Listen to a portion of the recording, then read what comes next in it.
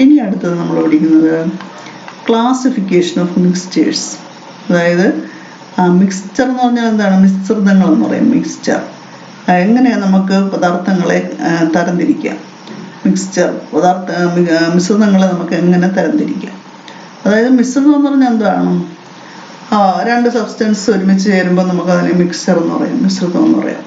അപ്പം അങ്ങനെയാണെങ്കിൽ എല്ലാ ലായനികളും മിശ്രിതങ്ങളാണല്ലോ അല്ലേ? എല്ലാ സൊല്യൂഷൻസും നമ്മൾ സൊല്യൂഷനിൽ ഒരു ലായനി എടുക്കുകയാണെങ്കിൽ അതിൽ രണ്ട് സബ്സ്റ്റൻസ് കാണും ചുരുങ്ങിയത്. അപ്പോൾ ആ സൊല്യൂഷൻസിനെ എല്ലാം നമുക്ക് മിക്സ്ചർ എന്ന് പറയാം. All mixtures except the same nature. നമുക്ക് എല്ലാ മിക്സ്ചറിനും ഒരേ സ്വഭാവമാണോ, അല്ലെങ്കിൽ എല്ലാ ലായനികൾക്കും ഒരേ സ്വഭാവമാണോ? If the composition of the constant is the same throughout the mixture, it is known as homogeneous mixture. അപ്പോൾ മിക്സ്ചർ തന്നെ രണ്ട് തരത്തിലുണ്ട്. അതിലൊന്നാണ് ഹോമോജീനസ് മിക്സ്ചർ, അതായത് ഏകാത്മക മിശ്രിതം എന്ന് പറയും. ഏകാത്മക മിശ്രിതം എന്ന് പറഞ്ഞാൽ if the composition of the constant is the same throughout the mixture, ഒരു മിശ്രിതത്തിന്റെ എല്ലാ ഭാഗത്തും ഘടകങ്ങൾ ഒരേ അനുപാതത്തിലാണെങ്കിൽ അതിനെ നമുക്ക് ഹോമോജീനസ് മിക്സ്ചർ എന്ന് പറയാം. അതായത് എല്ലാ ലായനികളെയും നമുക്ക് ഹോമോജീനസ് മിക്സ്ചർ എന്ന് പറയാം. ഷുഗർ സൊല്യൂഷൻ, സാൾട്ട് സൊല്യൂഷൻ, അതൊക്കെ എടുത്ത് നോക്കുകയാണെങ്കിൽ അതിൻ്റെ അനുപാതം, അതായത് ഘടകങ്ങളെല്ലാം ഒരേ അനുപാതത്തിലാണെന്ന് മനസ്സിലാകും. ഫോർ ഗോൾഡ്, ഓർണമെന്റൽ ഗോൾഡ്, വെറും ഗോൾഡ് അല്ല, സ്വർണ്ണ ആഭരണങ്ങളാണ് സൊല്യൂഷൻ, ലായനികളാണ്. എല്ലാ സ്വർണ്ണാഭരണങ്ങളും ലായനികളാണ്. അത് സ്വർണ്ണം എന്ന് മാത്രം പറഞ്ഞാൽ അതൊരു എലമെന്റ് ആണ്. അതേസമയം സ്വർണ്ണാഭരണം എന്ന് പറയുമ്പം ഗോൾഡ്, ഗോൾഡും കോപ്പറും ഒക്കെ ചേർന്ന ഒരു മിശ്രിതമാണ്. ചെമ്പും കൂടെ അല്പം ചേർക്കാറുണ്ട് ഗോൾഡ് ഓർണമെന്റ് ഉണ്ടാക്കുമ്പോൾ, ചെമ്പോ വെള്ളിയോ ഒക്കെ ചേർക്കും. അപ്പോൾ അങ്ങനെ വരുമ്പോൾ അതിനെ നമുക്ക് എന്തായിട്ട് എടുക്കാം? സൊല്യൂഷനായിട്ട് എടുക്കാം. അപ്പോൾ സൊല്യൂഷൻ എക്സാമ്പിൾ ആണല്ലോ ornament gold, salt solution, sugar solution അല്ല. അപ്പോഴെന്താണ് ഹോമോജീനസ് മിക്സ്ചർ എന്ന് പറഞ്ഞാൽ? If the composition of the constant is the same throughout the mixture. The composition of the constant is same throughout the mixture. It is known as homogeneous mixture. ഒരു മിശ്രിതത്തിന്റെ ഘടകങ്ങളെല്ലാം ഒരേ അനുപാതത്തിലാണെങ്കിൽ അതിനെ നമുക്ക് ഏകാത്മക മിശ്രിതം എന്ന് പറയാം. Give example of homogeneous mixture: sugar solution, salt solution, ornament gold. അതായത് ഉപ്പ് ലായനി, പഞ്ചസാര ലായനി, സ്വർണ്ണാഭരണങ്ങൾ, ഇവയെല്ലാം ഏകാത്മക മിശ്രിതങ്ങൾക്ക് ഉദാഹരണമാണ്. ഇനി അടുത്തെന്താണ്? The components of such mixtures cannot be separated with the naked eye. ഇതിലെ കമ്പോണൻസ് ഏതാണെന്ന് നമുക്ക് തിരിച്ചറിയാൻ പറ്റില്ല. ഹോമോജീനസ് മിക്സ്ചറിന്റെ ഒരു പ്രത്യേകതയാണ്. അതിലെ ഘടകങ്ങൾ ഏതാണെന്ന് നമുക്ക് ഒറ്റ നോട്ടത്തിൽ തിരിച്ചറിയാൻ പറ്റില്ല. ഇപ്പൊ സാൾട്ട് സൊല്യൂഷനാണ്, ഷുഗർ സൊല്യൂഷനാണ്, ഏതാണെന്ന് അതിൽ സാൾട്ടാണോ ഷുഗറാണോ തിരിച്ചറിയണമെങ്കിൽ നമുക്ക് ടേസ്റ്റ് ചെയ്ത് നോക്കണം. അല്ലാതെ നമുക്ക് നോക്കി മനസ്സിലാക്കാൻ പറ്റൂല. അതാണ്. അപ്പൊ അതിന്റെ കോൺസ്റ്റന്റിനെ നമുക്ക് സെപ്പറേറ്റ് ചെയ്ത് കാണാൻ പറ്റില്ല. അതാണ് ഹോമോജീനസ് മിക്സ്ചറിന്റെ പ്രത്യേകത. അതുകൊണ്ടാണ് എല്ലാ സൊല്യൂഷൻസ്, മിക്കവാറും എല്ലാ ലായനികളും ഹോമോജീനസ് മിക്സ്ചർ എന്ന് പറയുന്നത്. എന്നാൽ ചിലതിന് എന്താണ് കമ്പോണന്റ് എല്ലാം ഒരേ അനുപാതത്തിലായിരിക്കില്ല. അതായത് if the compound in a mixture is not distributed uniformly, ഒരു മിക്സ്ചറിലെ ഘടകങ്ങൾ വ്യത്യസ്ത അനുപാതത്തിലാണെങ്കിൽ അതിന് നമുക്ക് ഹെട്രോജീനസ് മിക്സ്ചർ അല്ലെങ്കിൽ ഭിന്നാത്മക മിശ്രിതം എന്ന് പറയാം. ഹെട്രോജീനസ് മിക്സ്ചർ എന്ന് പറയാം. ഇപ്പൊ ഹോമോജീനസ് മിക്സ്ചറും ഉണ്ട്, ഹെട്രോജീനസ് മിക്സ്ചറും ഉണ്ട്. ഹോമോജീനസ് മിക്സ്ചർ ആണെങ്കിൽ the constant in a mixture is same throughout the mixture. അതായത് അതിന്റെ composition of the constant is same throughout the mixture. അതിന്റെ ഘടകങ്ങളുടെ അനുപാതം ഒരേപോലെ ആയിരിക്കും. എന്നാൽ heterogeneous മിക്സ്ചറിലാണെങ്കിൽ the constant in mixture is not distributed uniformly. എന്ന് പറഞ്ഞാൽ ഒരേപോലെ അല്ല, അതില് ഘടകങ്ങള് അടങ്ങിയിരിക്കുന്നത് വ്യത്യസ്ത രീതിയിലാണ്. അതായത് the compounds in a mixture is not distributed uniformly. ഒരേപോലെ അല്ല അതിൽ ഘടകങ്ങൾ അടങ്ങിയിരിക്കുന്നതെങ്കിൽ അതിനെയാണ് ഹെട്രോജീനസ് മിക്സ്ചർ അല്ലെങ്കിൽ ഭിന്നാത്മക മിശ്രിതം എന്ന് പറയുന്നത്. അതായത് എക്സാമ്പിൾ എന്താണ്? Mixture of salt and sand, ഉപ്പും മണലും കൂടി ചേർന്ന ഒരു മിശ്രിതം. അതിന് നമുക്ക് അത് നമുക്ക് തിരിച്ചറിയാനും പറ്റും. അതല്ലേ വ്യത്യസ്ത ഇതിലാണ് നമുക്ക് കാണാൻ പറ്റും. അത് സാൾട്ടും സാൻഡും കലർന്ന ഒരു മിശ്രിതം. പിന്നെ മഡി വാട്ടർ, ചെളിവെള്ളം. ചെളിവെള്ളത്തിൽ മണ്ണ് അടിയിൽ അടിഞ്ഞിരിക്കും, വെള്ളം മുകളിലും കാണാം. അപ്പൊ അതും നമുക്ക് തിരിച്ചറിയാം, മഡി വാട്ടർ. പിന്നെ mixture of water and kerosene, വെള്ളവും മണ്ണെണ്ണയും കൂടെ കലർന്ന ഒരു മിശ്രിതം. മണ്ണെണ്ണ മുകളിൽ പൊങ്ങി കിടക്കുമ്പോൾ നമുക്ക് മനസ്സിലാവും വാട്ടർ അടിയിലും കാണും. ഇതിനെല്ലാം നമുക്ക് the components can be visible, seen separately with the naked eye. നമ്മുടെ കണ്ണുകൊണ്ട് നമുക്ക് കാണാൻ കഴിയും ഇതിലെ കമ്പോണൻസിനെ. അതാണ് ഇതിന്റെ പ്രത്യേകത. അതേസമയം ഹോമോജിനസ് മിക്സ്ചറിലാണെങ്കിൽ കമ്പോണൻസിനെ we cannot see with naked eye. നമ്മുടെ കണ്ണുകൊണ്ട് കാണാൻ കഴിയില്ലായിരുന്നു. സാൾട്ട് സൊല്യൂഷനിലെയും ഷുഗർ സൊല്യൂഷനിലേക്ക് കമ്പോണന്റിനെ കാണാൻ കഴിയില്ലായിരുന്നു. എന്നാൽ ഇവിടെ ഹെട്രോജിനസ് മിക്സ്ചറില് കമ്പോണൻസ് ക്യാൻ ബി സീൻ. അതിനിപ്പോ ഹെട്രോജിനസ് മിക്സ്ചർ എന്താണെന്ന് മനസ്സിലായല്ലോ. Components in a mixture is not distributed uniformly. ഒരേപോലെ അല്ല ഘടകങ്ങൾ അടങ്ങിയിരിക്കുന്നതെങ്കിൽ അതിനെയാണ് ഹെട്രോജീനസ് മിക്സ്ചർ അല്ലെങ്കിൽ ഭിന്നാത്മക മിശ്രിതം എന്ന് പറയുന്നത്. എന്തൊക്കെയാണ് എക്സാമ്പിള്? സാൾട്ട് ആൻഡ് സാൻഡ്, പിന്നെ muddy water, kerosene and water. These are the examples of heterogeneous mixture. അതായത് ഉപ്പും മണലും കലർന്ന മിശ്രിതം, പിന്നെ ചെളിവെള്ളം, പിന്നെ മണ്ണെണ്ണയും വെള്ളവും കലർന്ന മിശ്രിതം. ഇവയെല്ലാം ഭിന്നാത്മക മിശ്രിതങ്ങൾക്ക് ഉദാഹരണങ്ങളാണ്. ഇനി സൊല്യൂഷനെ തന്നെ വീണ്ടും, ഈ ലായനികളെ തന്നെ വീണ്ടും മൂന്നായി തരംതിരിക്കാം. എന്തൊക്കെയാണ് ആ സൊല്യൂഷൻസ്? മൂന്നായിട്ടുള്ള സൊല്യൂഷൻസ് ഏതൊക്കെയാണ്? ട്രൂ സൊല്യൂഷൻ എന്ന് പറയും, കൊളോയിഡ് എന്ന് പറയും, സസ്പെൻഷൻ എന്ന് പറയും. ലായനികളെ തന്നെ, എല്ലാ ലായനികളാണ്, പക്ഷെ അവയെ മൂന്നായി തരംതിരിച്ചിട്ടുണ്ട്. യഥാർത്ഥ ലായനി, ട്രൂ സൊല്യൂഷൻ എന്ന് പറഞ്ഞാൽ യഥാർത്ഥ ലായനി, പിന്നെ കൊളോയിഡ്, സസ്പെൻഷൻ. അപ്പൊ അതിനെയൊക്കെ നമുക്ക് ഓരോ എക്സാമ്പിളിൽ കൂടെ മനസ്സിലാക്കാം. ഈ മൂന്ന് ബീക്കറിലായിട്ട് beaker number 1 copper sulphate solution ആണ് എടുത്തേക്കുന്നത്. കോപ്പർ സൾഫേറ്റ് നേരത്തെ പറഞ്ഞല്ലോ, നീല നിറത്തിലുള്ള പിന്നെ ഉള്ള ഒരു ലായനിയാണ് കോപ്പർ സൾഫേറ്റ് വെള്ളത്തിലിരിക്കുമ്പോൾ കിട്ടുന്നത്. രണ്ടാമത്തേല് മിൽക്ക് ആൻഡ് വാട്ടർ, വെള്ളവും പാലും കലർന്ന മിശ്രിതമാണ് രണ്ടാമത്തെ ബീക്കറിൽ എടുത്തേക്കുന്നത്. മൂന്നാമത്തെ ബീക്കറിൽ ചാക്ക് പൗഡർ, ചോക്ക് പൊടിച്ച പൗഡർ വെള്ളത്തിൽ ലയിപ്പിച്ച് ചാക്ക് പൗഡർ സൊല്യൂഷൻ. അങ്ങനെ 3 ബീക്കറിലും 3 വ്യത്യസ്ത ലായനികളായാണ് ഇരിക്കുന്നത്. അപ്പൊ ഇത് ആണ് അവിടെ പിന്നെ കൊടുത്തിരിക്കുന്നത്, നിങ്ങളുടെ ടെസ്റ്റില് ഫിഗറിൽ കാണിച്ചിരിക്കുന്നത്. അപ്പോൾ ഒന്നില് കോപ്പർ സൾഫേറ്റ് സൊല്യൂഷൻ, ഒന്നില് മിൽക്ക് പ്ലസ് വാട്ടർ, മറ്റേല് ചോക്ക് പൗഡർ സൊല്യൂഷൻ. പിന്നെ stir it again and pass an intense beam of light through the sides of the 3 beakers. അപ്പോൾ നമ്മൾ ചെയ്യേണ്ട പരീക്ഷണം എന്ന് പറയുന്നത്, ഈ 3 ബീക്കറിലും അതിന്റെ സൊല്യൂട്ട് എല്ലാം നല്ലവണ്ണം ഇളക്കി ചേർത്തതിന് ശേഷം ഒരു ഇൻഡസ് ലൈറ്റുകൾ അല്ലെങ്കിൽ ടോർച്ച് ലൈറ്റ് അടിച്ച് നോക്കിയാൽ മതി. 3 ബീക്കറിൽ കൂടെ പ്രകാശം കടത്തിവിടാനാണ് പറഞ്ഞിരിക്കുന്നത്. എന്നിട്ട് നിങ്ങൾ ഒബ്സർവ് ചെയ്യണം, പ്രകാശം കടത്തിവിടുമ്പോൾ എന്താണ് അതിൽ സംഭവിക്കുന്നത്. Take your observation in table. എന്നിട്ട് അവിടെ കൊടുത്തിരിക്കുന്ന ടേബിളിൽ നിങ്ങൾ ബീക്കറിൽ പ്രകാശം കടന്നു പോയപ്പോഴുള്ള മാറ്റം എന്താണെന്ന് എഴുതുക. അതായത് പ്രകാശത്തിന്റെ പാതയിൽ ഉണ്ടാകുന്ന വ്യത്യാസമാണ് നമ്മൾ എഴുതേണ്ടത്. Path of the beam can be observed. അതായത് ഇപ്പം ഫസ്റ്റ് ബീക്കറിൽ എന്തായിരുന്നു? Copper sulphate. കോപ്പർ സൾഫേറ്റ് എന്ന് പറയുന്നത് പിന്നെ വെള്ളത്തിൽ നന്നായി ലയിച്ചു ചേർന്നു, നമുക്ക് തിരിച്ചറിയാൻ പറ്റില്ല, ബ്ലൂ കളറായിട്ട് ഇരിക്കുന്നു. അപ്പൊ അതിൽ കൂടി ലൈറ്റിന്റെ പാത നമുക്ക് കാണാൻ കഴിയില്ല. The path of the beam is cannot be seen. ഇനി ബീക്കർ 2 പിന്നെ എന്താണ്? മിൽക്ക് പ്ലസ് വാട്ടർ ആണ്. അപ്പൊ അതിലാണെങ്കിൽ നമുക്ക് ആ ബീക്കറിൽ പ്രകാശത്തിന്റെ പാത്ത് നമുക്ക് വിസിബിൾ ആണ്, കാണാൻ കഴിയും. ബീക്കർ 3 മഡി വാട്ടർ ആണ്, അതായത് ചെളിയും മണ്ണും കലർന്ന വെള്ളമാണ്. അപ്പോൾ അതിലും പ്രകാശത്തിന്റെ പാത അതിൽ കാണാൻ കഴിയില്ല. അപ്പൊ അതാണ് ഒബ്സർവേഷൻ. ബീക്കർ ഫസ്റ്റിലും തേർഡിലും the path cannot be visible, സെക്കൻഡില് the path can be visible. അതിന്റെ പാത ദൃശ്യമാണ് രണ്ടാമത്തെ ബീക്കറിൽ, മറ്റേ 2ലും ദൃശ്യമല്ല. Particles can be observed. ഇനി നമ്മൾ ആ പാർട്ടിക്കിൾസിനെ നമുക്ക് സെപ്പറേറ്റ് ചെയ്ത് കാണാൻ ബീക്കർ ഒന്നിൽ കാണാൻ കഴിയുമോ?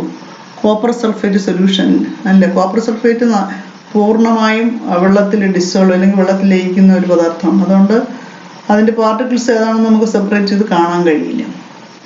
അതുപോലെ ബീക്കർ 2-ലും മിൽക്കും വാട്ടറും അതിൻ്റെ പാർട്ടിക്കിൾസിനെ സെപ്പറേറ്റ് ചെയ്ത് കാണാൻ കഴിയില്ല. എന്നാൽ ബീക്കർ 3 മഡി വാട്ടറിലാണെങ്കിൽ നമുക്ക് പാർട്ടിക്കിൾസ് കറക്റ്റായിട്ട് കാണാൻ കഴിയും. അപ്പോൾ നമുക്ക് ഇതിനെ ഇതിൻ്റെ അടിസ്ഥാനത്തിൽ ഈ 3 ബീക്കറിലെയും സൊല്യൂഷൻസിനെ ഓരോ പേര് വിളിക്കുക. എന്താണ്? ബീക്കർ ഫസ്റ്റ്, അതായത് കോപ്പർ സൾഫേറ്റ് വാട്ടർ ലയിച്ച് കിട്ടിയ സൊല്യൂഷനെ നമുക്ക് ട്രൂ സൊല്യൂഷൻ എന്ന് വിളിക്കാം, യഥാർത്ഥ ലായനി എന്ന് വിളിക്കാം, true solution. Beaker first contains true solution. Beaker second, അതായത് മിൽക്കും വാട്ടറും കൂടെ കലർന്ന മിശ്രിതം പാലും വെള്ളവും കൂടെ കലർന്ന മിശ്രിതം, അതിനെ നമുക്ക് കൊളോയിഡ് എന്ന് വിളിക്കാം. കൊളോയിഡ്. ഇപ്പൊ സെക്കൻഡ് ബീക്കറിന് നമുക്ക് കൊളോയിഡ് എന്ന് വിളിക്കാം. തേർഡ്, മൂന്നാമത്തെ ബീക്കറിൽ എന്തായിരുന്നു? മണ്ണും വെള്ളവും കൂടെ കലർന്ന ഒരു മിശ്രിതമായിരുന്നു അല്ലേ, മഡി വാട്ടർ. അതിനെ നമുക്ക് സസ്പെൻഷൻ എന്ന് വിളിക്കാം. അപ്പോൾ ഈ ബീക്കറിനെ അതിൽ ഫസ്റ്റ് ബീക്കറിനെ ട്രൂ സൊല്യൂഷൻ എക്സാമ്പിളാണ് copper sulphate solution. Second beaker മിൽക്കും വാട്ടറും കൂടെ കലർന്ന മിക്സ്ചർ എന്താണ്, കൊളോയിഡിന് എക്സാമ്പിളാണ്. തേർഡ് മഡി വാട്ടർ അല്ലെങ്കിൽ ചെളി വെള്ളം എന്ന് പറയുന്നത് സസ്പെൻഷൻ എക്സാമ്പിളാണ്. ഇനി നോക്കൂ, ഈ മൂന്നെണ്ണത്തിനെയും കുറച്ചുകൂടി എന്തൊക്കെയാണ് വ്യത്യാസങ്ങളുണ്ടെന്ന് നമുക്ക് നോക്കാം. അതായത് നോക്കൂ, ഫിൽറ്ററിങ് യൂസിങ് ഫിൽറ്റർ പേപ്പർ. അതായത് ആദ്യത്തേത് കോപ്പർ സൾഫേറ്റ് സൊല്യൂഷൻ, അല്ലെങ്കിൽ മിൽക്കും വാട്ടറും കൂടെ കലർന്ന സൊല്യൂഷൻ, അല്ലെങ്കിൽ മഡി വാട്ടർ, ഇതിനെ മൂന്നിനെയും ഒരു ഫിൽറ്റർ പേപ്പറിൽ കൂടെ അരിച്ചു നോക്കാനാണ് പറഞ്ഞിരിക്കുന്നത്. അപ്പോഴുണ്ടാകുന്ന മാറ്റങ്ങൾ എന്തൊക്കെയാണെന്ന് എഴുതാൻ. Filtering using filter paper. Filter ഒരു അരിപ്പ് പേപ്പറിൽ കൂടി അരിച്ചു നോക്കിയാൽ, അരിപ്പ് കടലാസിൽ കൂടി നമ്മൾ ഇതിൽ അരിച്ചു നോക്കിയാൽ സൊല്യൂഷൻ, ആദ്യത്തെ ബീക്കറിനെ നമ്മൾ എന്താണ് വിളിച്ചത്? ട്രൂ സൊല്യൂഷൻ എന്നല്ലേ വിളിച്ചത്. അപ്പോൾ ആ സൊല്യൂഷനിൽ എന്താണ് സംഭവിക്കുന്നത്? പാർട്ടിക്കിൾസ് അരിപ്പില് അടിഞ്ഞു വരുമോ? ഇല്ല. Particles cannot be separated by filtration. Copper sulphate complete വെള്ളത്തിൽ ലയിക്കുന്ന ഒരു രാസവസ്തുവാണ്. അതായത് അതിൻ്റെ തരികളൊന്നും നമുക്ക് പിന്നെ കണ്ടുപിടിക്കാൻ പറ്റില്ല. അപ്പോഴെന്ത് ചെയ്യും? ഫിൽറ്റർ ചെയ്യുമ്പോൾ ഒന്നും കിട്ടൂല. അപ്പോൾ particles cannot be separated by filtration എന്ന് എഴുതണം. ഇപ്പോൾ filtering using filter paper, the particles cannot be separated by filtration. Second എന്തായിരുന്നു? മിൽക്ക് വാട്ടറാണ്. മിൽക്ക് പാല് വെള്ളം. ഇപ്പൊ അതിലും എന്താണ്? ഫിൽറ്റർ ചെയ്താലും കിട്ടും? ഇല്ല. അപ്പൊ എന്താണ്? Particles cannot be separated by filtration എന്ന് എഴുതാം. മൂന്നാമത്തേലാണെങ്കിലോ, മൂന്നാമത്തത് മഡി വാട്ടർ ആയിരുന്നു. മഡി വാട്ടറില് അരിപ്പ് കടലാസിൽ അരിച്ചാൽ എന്ത് കിട്ടും? മണ്ണ് നമുക്ക് സെപ്പറേറ്റ് ചെയ്തെടുക്കാൻ പറ്റും. അപ്പൊ എന്താണ് അവിടെ എഴുതേണ്ടത്? ആ പാർട്ടിക്കിൾസ് ക്യാൻ ബി സെപ്പറേറ്റഡ്. ആ പാർട്ടിക്കിൾസിനെ സെപ്പറേറ്റ് ചെയ്യാൻ പറ്റും. Particles can be separated using filter paper. അതാണ് അവിടെ എഴുതേണ്ടത്. ഇനി രണ്ടാമത് ചെയ്യേണ്ട ആക്ടിവിറ്റി എന്താണ്? Passing an intense beam of light. നേരത്തെ ചെയ്ത പോലെ തന്നെ ലൈറ്റ് കടത്തി വിടുക. ലൈറ്റ് കടത്തി വിടുമ്പോൾ ഏത് സൊല്യൂഷനിലാണ് പാത്ത് കാണാൻ കഴിയുന്നത്? അതായത് ആദ്യത്തെ സൊല്യൂഷൻസ് കാണാൻ കഴിയുമോ? The path of the light beam is not visible എന്ന് എഴുതണം. പാത്ത് പ്രകാശപാത ദൃശ്യമല്ല. രണ്ടാമത്താണെങ്കിലോ കൊളോയിഡ്. കൊളോയിഡില് path of the light beam is visible. പ്രകാശപാത ദൃശ്യമാണ്, വിസിബിൾ ആണ്. സസ്പെൻഷനിലാണെങ്കിൽ, സസ്പെൻഷനിൽ ചെളി വെള്ളത്തിൽ കൂടെ പ്രകാശം കടത്തി വിട്ടാൽ the path of the light cannot be visible. ലൈറ്റിന്റെ പാത ദൃശ്യമല്ല. ഇനി കീപ്പ് ഇറ്റ് അൺഡിസ്റ്റർബ്ഡ്. കുറേ സമയം അനക്കാതെ വയ്ക്കണം. 3 സൊല്യൂഷനും അനക്കാതെ വെച്ചാൽ നമ്മൾ എന്താണ് നിരീക്ഷിച്ചത്? പാർട്ടിക്കിൾസ് ആദ്യത്തേലാണെങ്കിൽ particles cannot be settle down. അതിലെ പാർട്ടിക്കിൾസ് അടിയും. കോപ്പർ സൾഫേറ്റ് സൊല്യൂഷൻ കംപ്ലീറ്റ് ലയിച്ച് ചേർന്നാൽ പിന്നെ കോപ്പർ സൾഫേറ്റ് അടിയിൽ വന്ന് കിടക്കും? ഇല്ല. അപ്പോൾ the particles cannot be settle down. അടിയുന്നില്ല, അല്ലെ കണികകൾ അടിയുന്നില്ല. ഇനി കൊളോയിഡിലാണെങ്കിൽ കൊളോയിഡിൽ അതുപോലെ തന്നെ പാലും വെള്ളവും കൂടെ കലർന്ന മിശ്രിതമാണ്. പിന്നെ എന്താണ്, മിൽക്കി വാട്ടറാണ്. അപ്പോൾ അവിടെയും particles cannot be settled down, particles അടിയുന്നില്ല. പിന്നെ മൂന്നാമത്തെ ചെളിവെള്ളത്തിലാണെങ്കിൽ നമുക്കറിയാം മണ്ണ് അടിയിലടിയും അല്ലേ. അപ്പോൾ the particles can settle down, പാർട്ടിക്കിൾസിന് അടിയിൽ അടിയുന്നു. അപ്പോൾ ഇതാണ് ഇത് മൂന്നും തമ്മിലുള്ള ഡിഫറൻസ്. ഈ 3 ആക്ടിവിറ്റി ചെയ്ത് നോക്കിയപ്പം 3 ഡിഫറെൻ്റ് ഒബ്സർവേഷനാണ്.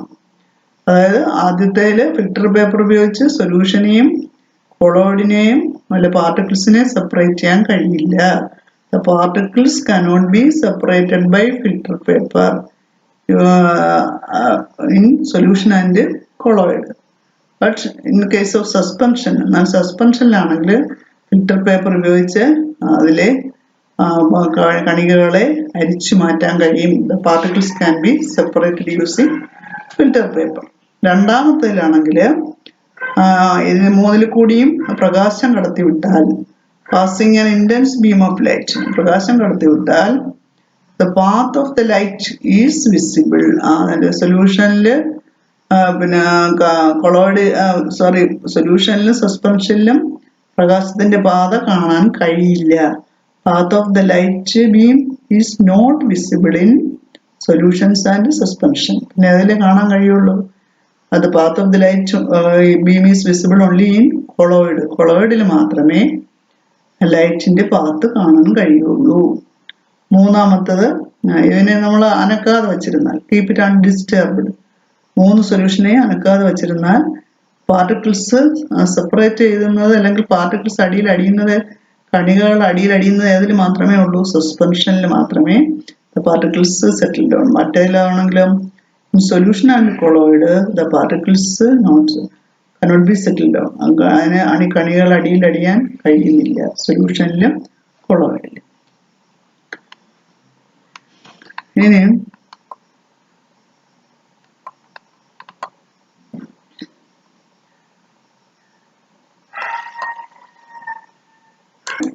അതിലടങ്ങിയിരിക്കുന്ന കണികകളിലുള്ള വലിപ്പ വ്യത്യാസമാണ്. അതായത് പിന്നെ ഇപ്പൊ ഈ സൊല്യൂഷൻസിലും പിന്നെ കൊളോയിഡിലും സസ്പെൻഷനിലും കണികകൾ ഒരേ വലിപ്പത്തിലാണോ? അല്ല. അല്ലെങ്കിൽ സസ്പെൻഷനിലെ കണികകളെ മാത്രമേ നമുക്ക് കാണാൻ പറ്റുള്ളൂ, മറ്റേ രണ്ടിലും കണികൾ നമുക്ക് കാണാൻ കഴിയില്ല. Which mixture in these beakers has the smallest particle in size? ഈ 3 അതായത് സൊല്യൂഷൻ ലായനിയിലും കൊളോയിഡിലും സസ്പെൻഷനിലും ഏറ്റവും ചെറിയ കണികകൾ ഉള്ളത് ഏതിലായിരിക്കും? Smallest particle. കണികൾ ഒട്ടും കാണാൻ കഴിയാത്തത് ഏതിലാണ്? സൊല്യൂഷനിലാണ്, യഥാർത്ഥ ലായനിയിലാണ്. How was this identified? Which mixer has the highest biggest particles in size? ഏറ്റവും വലിയ കണികൾ, അതായത് നമുക്ക് വിസിബിൾ ആയിട്ടുള്ള കണികൾ അതിൽ മാത്രമേ ഉള്ളൂ? അത് സസ്പെൻഷനിൽ മാത്രമേ ഉള്ളൂ. അതായത് എന്താണ്, ചെളി വെള്ളവും കലർന്ന മിശ്രിതം, അതിൽ മാത്രമേ നമുക്ക് കണികകൾ വിസിബിൾ ആയിട്ടുള്ളൂ. The size of the solute particles present in A solution is so small that it cannot be seen with the naked eye. Since these particles are very minute, they cannot scatter a beam of light. Hence the path of the light is not visible. അപ്പോൾ അത്രയും കുഞ്ഞു കണികകളായതുകൊണ്ട് തന്നെ അതാണ് സൊല്യൂഷൻസിലും പിന്നെ സൊല്യൂഷൻസിൽ ഏറ്റവും കുഞ്ഞു കണികകളായതുകൊണ്ട് അതിന് പ്രകാശത്തിനെ പ്രതിഫലിപ്പിക്കാനുള്ള കഴിവില്ല അതിലെ കണികൾക്ക്. So small, so it cannot scatter a beam of light. അതുകൊണ്ടാണ് അതിലെന്ത് കാണാൻ കഴിയാത്തത്? നമുക്ക് പ്രകാശത്തിന്റെ പാത്ത് അല്ലെങ്കിൽ പിന്നെ പ്രകാശത്തിന്റെ പാത നമുക്ക് കാണാൻ കഴിയാത്തത്. സൊല്യൂഷൻസിലെ കണികകൾ വളരെ കുഞ്ഞു കണികകളായതുകൊണ്ട് അതിന് പ്രകാശത്തെ പ്രതിഫലിപ്പിക്കാനുള്ള കഴിവില്ല. Particles are so small, they cannot scatter a beam of light.